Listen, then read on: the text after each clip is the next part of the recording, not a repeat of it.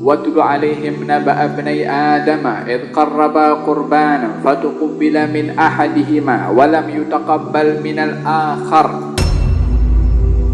Watlu alaihim, bacakan kepada mereka wahai Rasulullah, naba'a ibnai Adam, cerita dua anak Adam, idh qarraba, ketika keduanya itu mengedepankan qurbah, mendekatkan untuk Allah Subhanahu wa taala qurbanan, yakni satu amalan taat. Fatuqbila, lalu diterima daripada salah satu daripada keduanya, walam yutaqabbal minal akhar, dan tidak diterima daripada yang lain. Kedua-duanya beramal, kedua-duanya melakukan ketaatan, tapi qabul adalah hal yang lain. Yang satu diterima kata Allah, yang satu lagi tak diterima.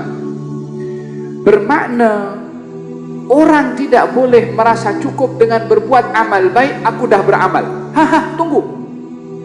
Anda belum tahu amal Anda diterima atau tidak oleh Allah Subhanahu wa taala. Ini anak kepada Nabi Adam, kedua-duanya beramal untuk Allah, tapi satu diterima, satu tidak. Siapa yang menjamin kepada Anda apa yang Anda buat itu diterima oleh Allah Subhanahu wa taala? Salah seorang bernama Imam Umar Al-Muhdhar mengatakan, kalau saya tahu satu tasbih, ini orang besar dia, kalau satu tasbih diterima oleh Allah, saya tahu saya akan bagi sedekah kepada orang-orang karim dengan makanan yang begitu hebat, yakni makanan yang lezat. Kalau saya boleh tahu satu tasbih itu diterima oleh Allah Subhanahu wa taala. Dan sifat orang yang beriman sentiasa akan risau tentang amalannya itu diterima atau tidak. Dan sifat orang kepada orang beriman bila mana beramal kepada Allah Subhanahu wa taala sentiasa berharap amalannya diterima oleh Allah. Risau antara diterima atau tidak dan berharap untuk diterima amalannya. Tapi zaman kita sekarang, kalau orang dah salat, Assalamualaikum warahmatullahi, Assalamualaikum warahmatullahi, terus cabut. Sabar dulu. Orang yang lebih baik daripada Anda,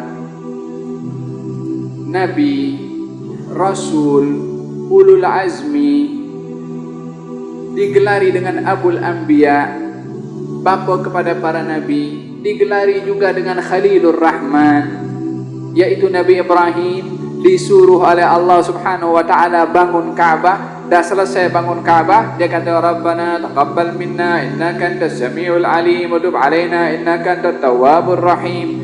Ya Allah, terima amal kami ini. Ini siapa? Nabi Ibrahim. Yang suruh bangun Allah Subhanahu wa taala kepada Ka'bah. Sudah dibangun pun minta, Rabbana taqabbal minna, ya Allah, terima amalan kami ini. Kita pun setiap beramal kepada Allah Subhanahu wa taala minta amal kita itu diterima. Karena bukan amalan Anda menjadi penjamin Allah akan terima amal Anda. Itu hak Allah Subhanahu wa taala dan Anda tidak tahu amal Anda diterima atau tidak. Habil dan Qabil sama-sama mengedepankan satu sedekah, yakni berbuat taat kepada Allah Subhanahu wa taala. Fatuqbila min ahadihima wa lam yutaqabbal minal akhar. Diterima salah satu daripada amalannya, yang lain tak diterima. Beramal tak diterima.